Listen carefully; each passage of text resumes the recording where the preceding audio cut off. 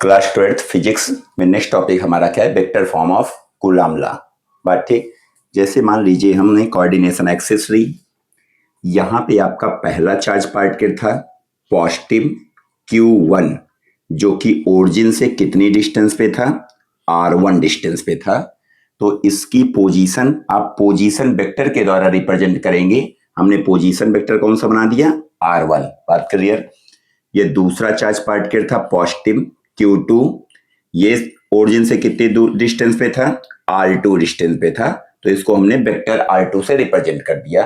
तो coordination axis पे जब आप किसी पार्टिकल की पोजीशन को रिप्रेजेंट करते हैं तो आप पोजीशन वेक्टर का सहारा लेते हैं।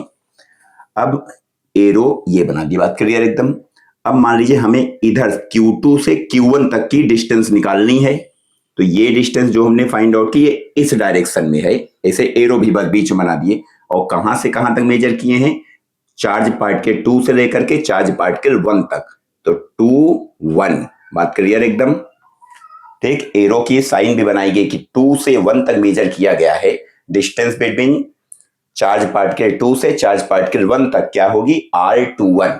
मान लीजिए हम यहां से यहां मेजर करते इस डायरेक्शन में, तो R1 से 2 तक मेजर किया जाए, 1 से 2 तक। बात क्लियर एकदम।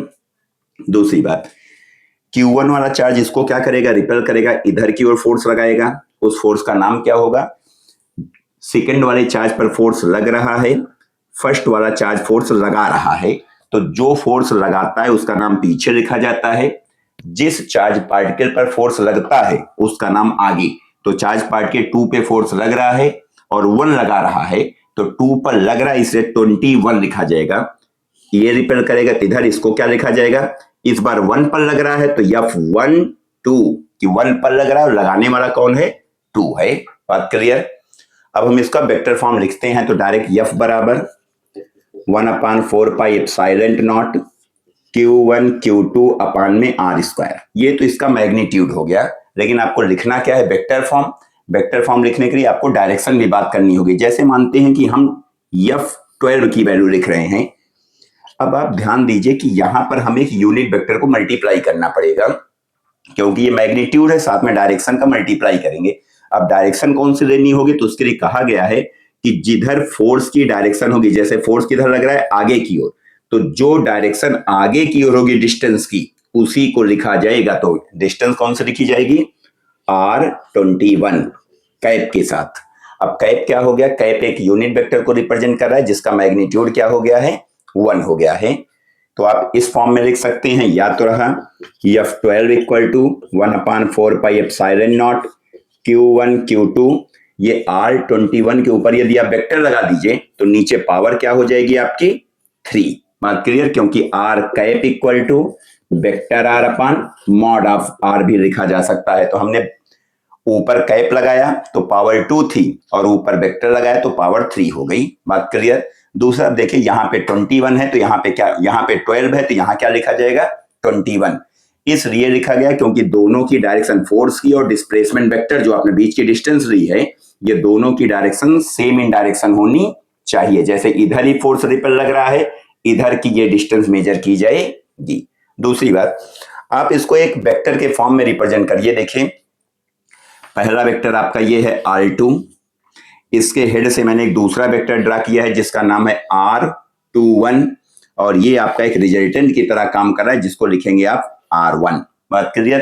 तो आप लिख सकते हैं R2 plus R21 equal to vector R1, कि ये वेक्टर A है आपका, ये वेक्टर B है आपका, और ये किसका काम करेगा, आपका रिजल्टेंट का काम करेगा। तो R2 को उधर ले गए तो vector R1 minus vector R2 equal to R21। बात क्लियर। तो आपको जरूरत पड़ने पे R21 की जगह पे आप क्या लिख सकते हैं, R1 माइनस R2 भी लिख सकते हैं। तीसरा तरीका, मान लीजिए आपने यहां भी 12 लिख रखा है और यहां पे भी आपने 12 भी लिख रखा है। इसका मतलब फोर्स आप ये वाला यूज कर रहे हैं लेकिन डायरेक्शन आप ये वाली यूज करें, जस्ट उल्टी। तो आपको इक्वेशन को बैलेंस करने के लिए सामने एक माइनस की साइन भी लगानी पड़ेगी। तो यहाँ पे 12 है, यहाँ भी 12 है, तो सामने माइनस की साइन भी लगानी पड़ती है। ये आपका वेक्टर। देखिए बेटा, आपका उसी टॉपिक को यदि हम दूसरी तरीके से एक्सप्लेन करें तो जैसे हमने पहला वेक्टर फॉर्म का रिप्रेजेंटेशन किया तो हमने टू पॉजिटिव या टू निगेटिव चार्ज, मतलब both charge are repel to each other. और आज हमने क्या किया, एक नया टॉपिक उसी में लिया, एक पॉजिटिव चार्ज और एक निगेटिव चार्ज है। तब आप डायग्राम देखिएगा, ये आपका पॉजिटिव Q1, ये आपका निगेटिव Q2, दोनों के लिए पोजीशन वेक्टर ये R2 और ये पोजीशन वेक्टर R1। यदि आप यहां से इस साइड की डिस्टेंस को मेजर करेंगे तो आप 2 से चार्ज पार्टिकल 2 से चार्ज पार्टिकल 1 तक मेजर कर रहे हैं तो क्या लिखा गया, R21। बात क्लियर। और यदि मान लीजिए आप ये डिस्टेंस मेजर कर रहे हैं तो R12। बात ओके एकदम। दूसरी चीज, ये वाला चार्ज जो है Q1 वाला चार्ज, इसको क्या करेगा, अपनी ओर अट्रैक्ट करेगा। तो इस फोर्स का नाम क्या होगा, F। 2 ऊपर लग रहा है, 1 लगा रहा है और ऊपर वेक्टर। बात क्लियर। तो वही सेम, बस डायरेक्शन वहां रिपल थी, आज अट्रैक्शन की हो गई। और मान लीजिए ये अट्रैक्ट करेगा तब क्या लिखेगा, F12। अब यहां पे मान लीजिए इसी फोर्स का हमें वेक्टर फॉर्म लिखना होता तो vector F21 equal to 1/4 pi epsilon naught Q1 Q2 upon में R स्क्वायर। अब यहाँ पे हम R कैप का क्या करते, मल्टीप्लाई कराते। अब R के लिए कौन सी डायरेक्शन ली जाए, 21 वाली, मतलब इस साइड वाली कि इस साइड वाली। तो आप हमेशा एग्जैक्ट एकदम जानते रहिए कि जिधर फोर्स की डायरेक्शन होती है उधर वाले ही पोजीशन वेक्टर का हम डिस्टेंस के रूप में यूज करते हैं। तो इसकी सेम डायरेक्शन इनके साथ मिल रही है, भाई फोर्स भी आगे हमारा इधर ही लग रहा है और पोजीशन वेक्टर भी हम यही वाली लिखेंगे। तो क्या कौन सी लिखी जाएगी, 21। बात क्लियर। तो जब हम पॉजिटिव और पॉजिटिव का पढ़ते हैं या निगेटिव निगेटिव का पढ़ते हैं तो यहाँ पे 21 है तो यहाँ पे क्या लिखा जाता है, 12 लिखा जाता है। लेकिन बिटवीन पॉजिटिव और निगेटिव पढ़ा जाता है तो यहाँ पे 21 है तो यहाँ पे भी 21 लिखा जाएगा। तो ऐसा लगता है कि दोनों फार्मूले तो डिफरेंस हो गए, अलग अलग हो गए, लेकिन आप खासियत देखिए यहाँ पे क्या है। पहले केस में जब दोनों चार्ज पॉजिटिव थे या दोनों चार्ज क्या थे, निगेटिव, तो Q1 और Q2 का जो प्रोडक्ट होगा ऑलवेज ग्रेटर देन 0 आता है। लेकिन जब एक चार्ज पॉजिटिव और एक चार्ज निगेटिव होगा तब दोनों चार्जों का जो प्रोडक्ट होगा Q1 इंटू Q2 वो लेस देन क्या हो जाएगा, 0 आ जाएगा। मतलब ये वैल्यू ऑलरेडी माइनस में है, ठीक ना। अब माइनस साइन लगाई जा चुकी है, मतलब तो F21 और R21 अब पुराने वाले फार्मूले की तरह ही मैच करेगा ये, ठीक है। इलेक्ट्रिक फील्ड, इलेक्ट्रिक फील्ड क्या होता है, जैसे मान लेते हैं पॉजिटिव चार्ज रखा हुआ है तो पॉजिटिव चार्ज के चारों तरफ क्या पाया जाएगा, इलेक्ट्रिक फील्ड पाई जाती है।